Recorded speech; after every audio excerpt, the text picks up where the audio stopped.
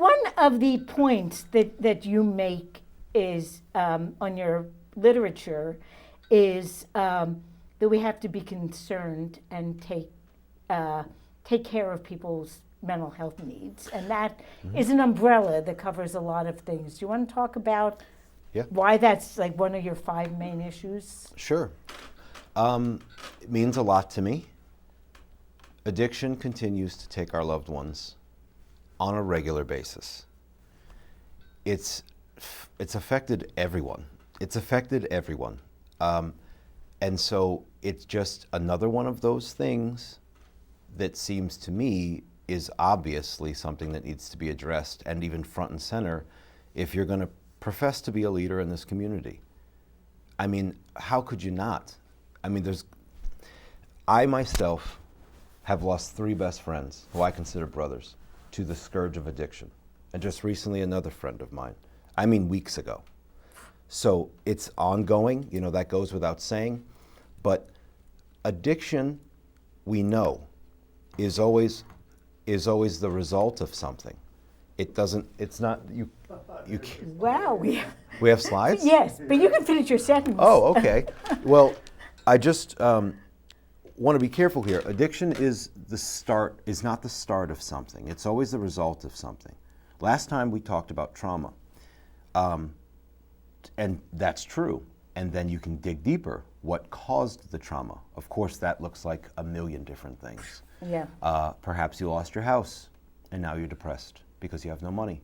And perhaps you're so depressed that you have an issue with your marriage, and now the wife and kids are gone, and so is your home, and then you pick up the bottle or the bottle of pills.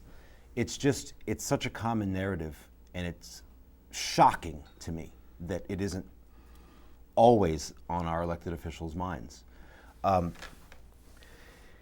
When you think about how someone could be affected by addiction and succumb to the curse of it, you immediately jump to, how did this start?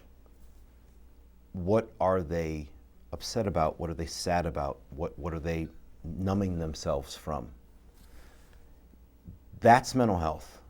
That's mental health. And we should not just be, although this is important, rooting out and finding the individuals who suffer from these mental health issues.